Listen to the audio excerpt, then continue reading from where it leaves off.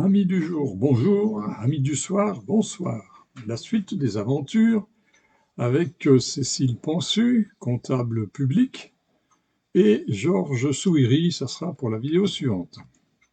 J'ai donc envoyé le 17 avril à Cécile Pansu, comptable public, une lettre qui s'intitulait, qui avait pour objet mise en demeure concernant une demande de paiement sans titre exécutoire valide.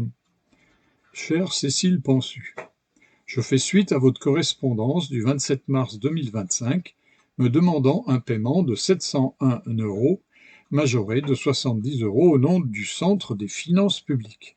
J'aurai grand plaisir à régler cette dette que vous me réclamez, mais après vérification, je tiens à vous signaler plusieurs irrégularités contraires aux normes légales françaises et européennes, rendant votre démarche irrecevable. 1. Absence de titre exécutoire valide. Conformément au droit français, toute mesure de recouvrement forcé doit être fondée sur un titre exécutoire émis par une juridiction compétente. Cette règle est inscrite dans les principes fondamentaux de la justice française. En outre, selon l'article 6 de la Convention européenne des droits de l'homme, la CEDH, toute personne a droit à un procès équitable, incluant le droit de se défendre avant qu'une décision exécutoire ne soit prise à son encontre. Votre démarche viole ces dispositions car elle ne repose sur aucun jugement préalable garantissant mon droit à la défense. Violation, deuxième point, du droit à la défense. Votre tentative de recouvrement méconnaît mes droits fondamentaux, garantis par l'article 6 de la CEDH, et constitue une pression illégitime. En l'absence d'une décision judiciaire contradictoire, vous ne pouvez exiger le paiement d'une somme que je suis en droit de contester devant un tribunal impartial. Troisième point. Faux et usage de faux. Le Code pénal français, en ses articles 441-1 à 441-12, punit sévèrement la falsification ou l'usage frauduleux de documents.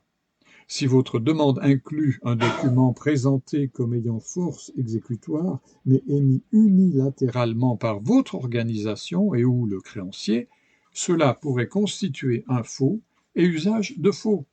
Une telle infraction est passible de lourdes sanctions pénales.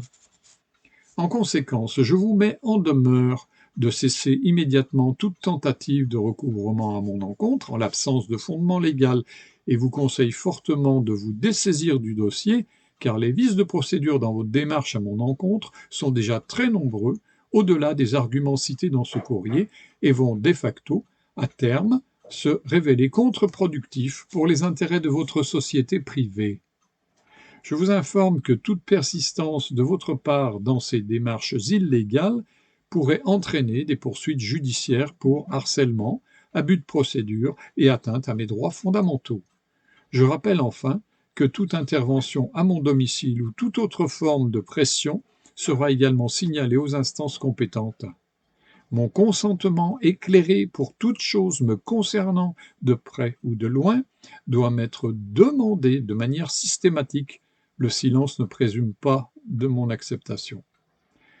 Tout contrat ne répondant pas aux conditions précitées est automatiquement renvoyé, refusé et nul et non avenu. Toute action illégitime engage haute responsabilité personnelle, civile et pénale. Je précise à toute fin utile que je ne souhaite pas de dossier de surendettement, ma demande est claire, équitable, légale et légitime. Je souhaite traiter de cette affaire par écrit uniquement et ne donne pas à votre société privée la permission de me contacter par téléphone ni courriel électronique. Si c'était le cas, je considérerais tout appel et courriel électronique de la part de votre société privée comme du harcèlement et prendrais les mesures nécessaires contre vous. En vous remerciant d'avance pour votre précieuse collaboration, je vous prie d'agréer, chère Cécile Pansu, l'expression de mes salutations distinguées. Suive mon paraphe, le paraphe d'un témoin, tout droit exécuté sans préjudice. Enfin, vous pouvez voir ça à l'écran à côté de moi. Ce que je viens de vous lire faisait suite à une mise en demeure de payer reçue le 11 avril 25. Donc, c'est comme si je n'avais pas envoyé de courrier à Cécile Pansu, ni à Georges Souiri. On s'assoit sur les fondements du droit.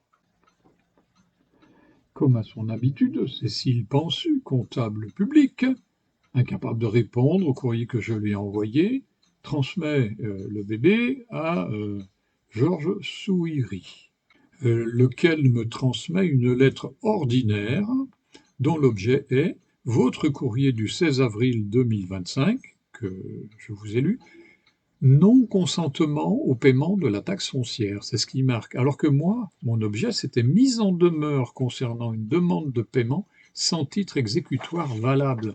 Et c'était explicité. En conséquence, je vous mets en demeure de cesser immédiatement toute tentative de recouvrement à mon encontre en l'absence de fondement légal. C'est pas un non-consentement au paiement de la taxe foncière.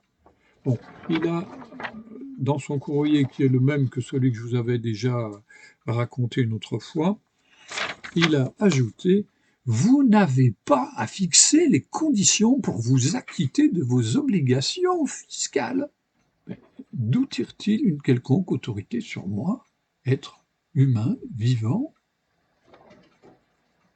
J'ai rien signé, j'ai pas de contrat avec lui, hein.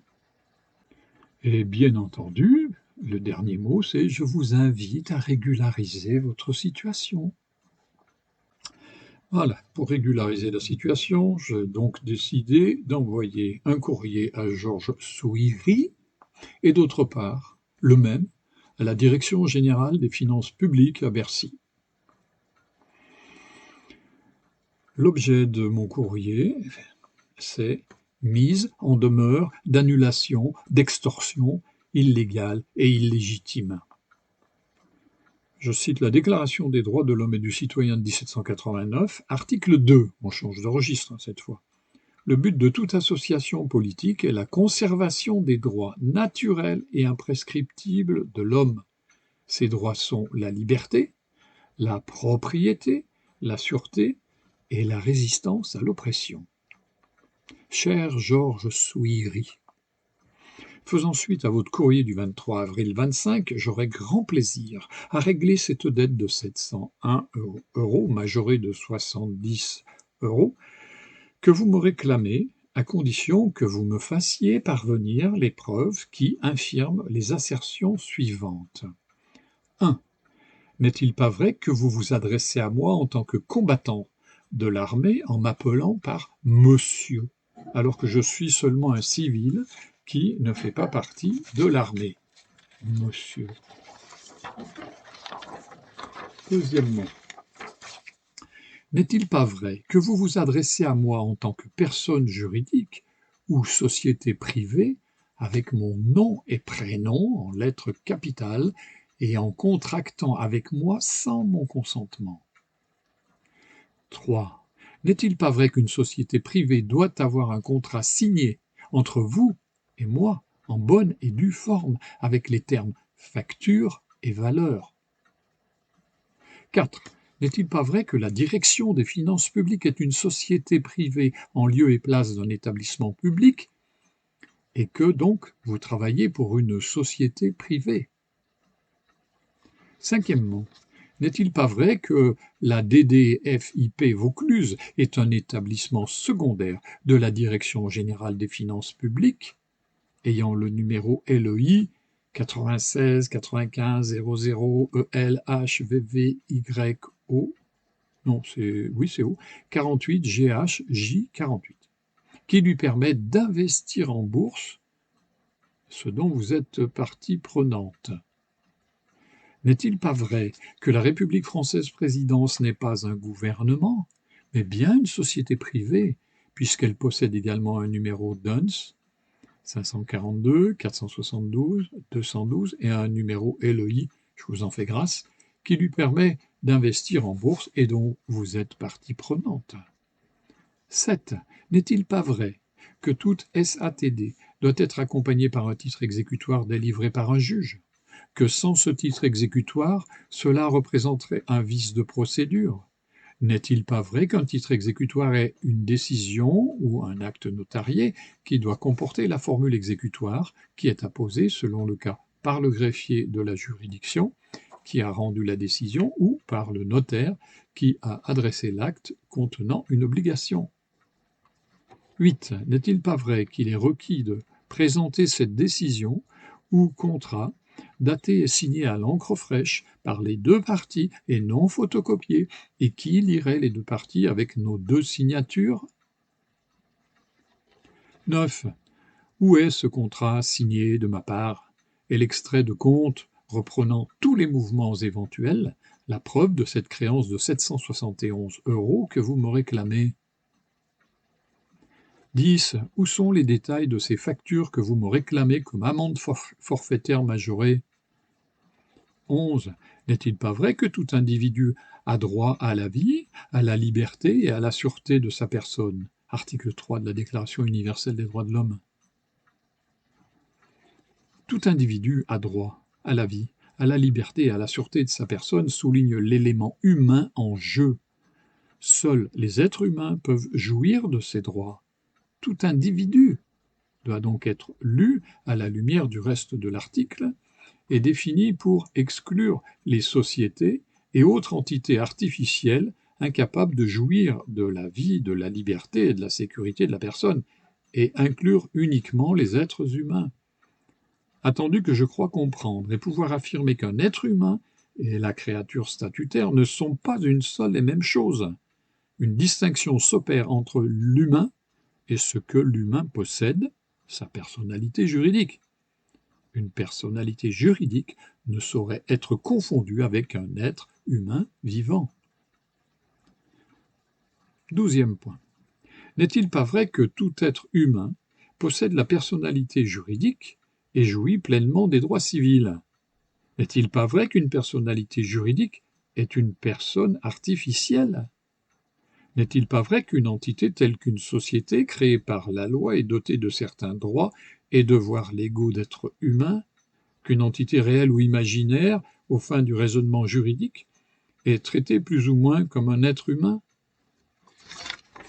13e point.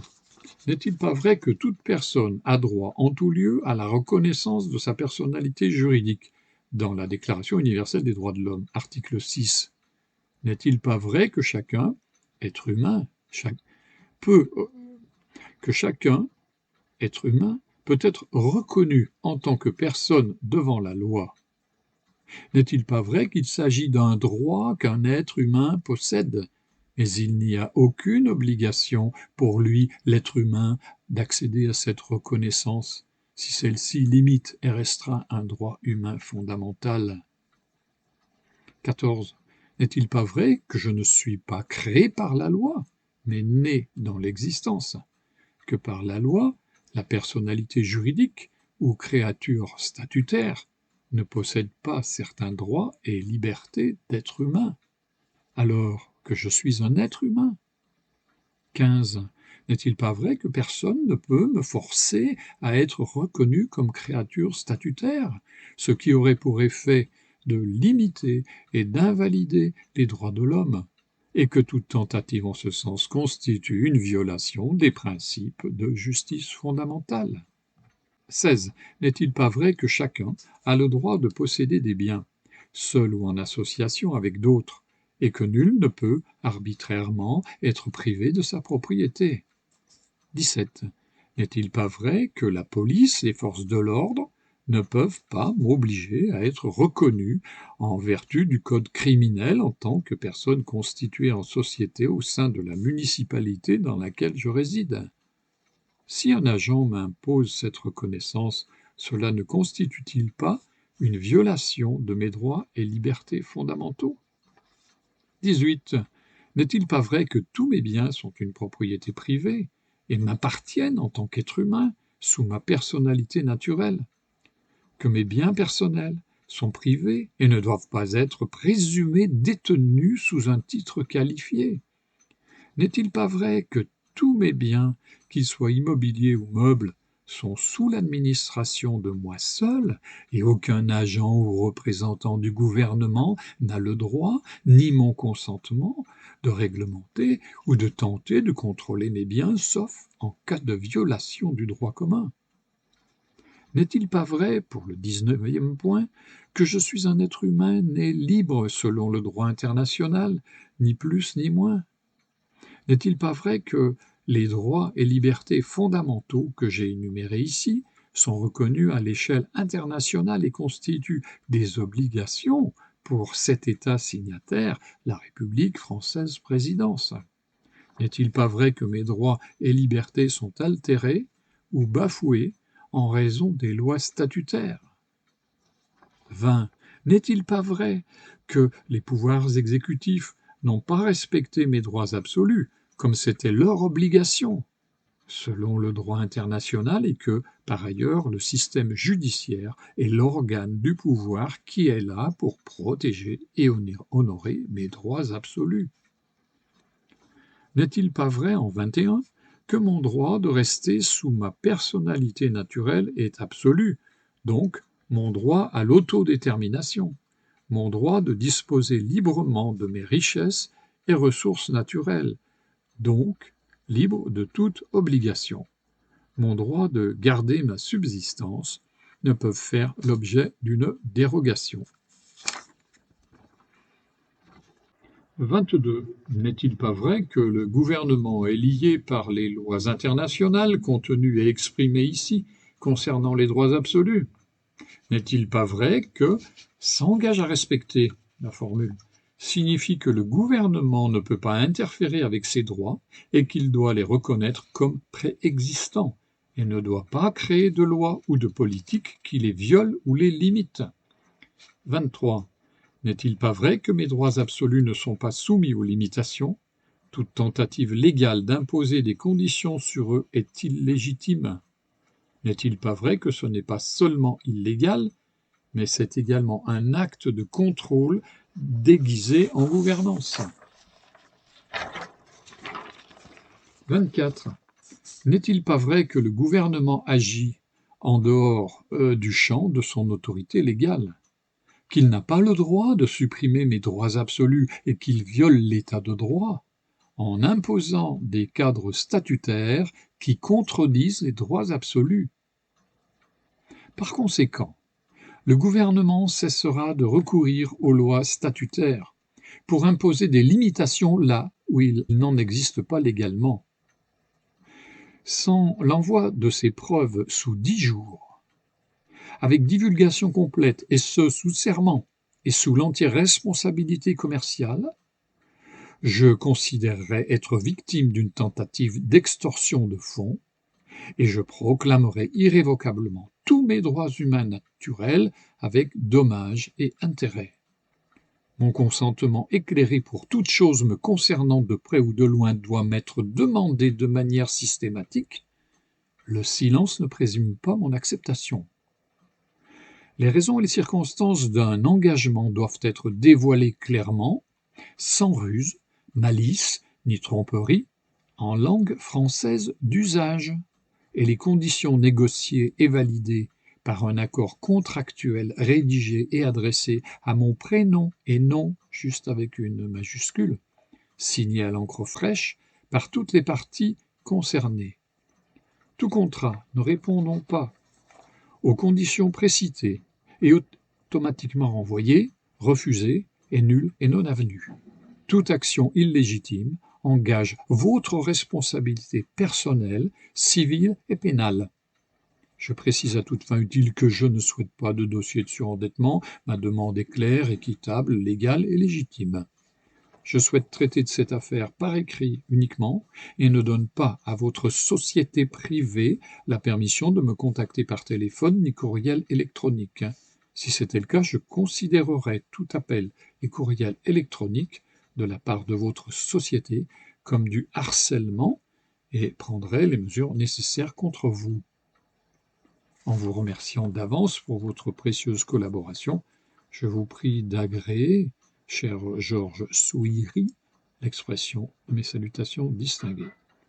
Suivent 2 timbres postaux, mon autographe, ma signature Roland en rouge, pareil pour un témoin, et dessous par Roland Guetta, qui est l'agent, pour Guetta Roland tout en capital, principal, tout droit exécuté sans préjudice, UCC 1-308. Voilà, il n'y a plus qu'à attendre 10 jours. Je vous tiendrai au courant pour la suite. À bientôt.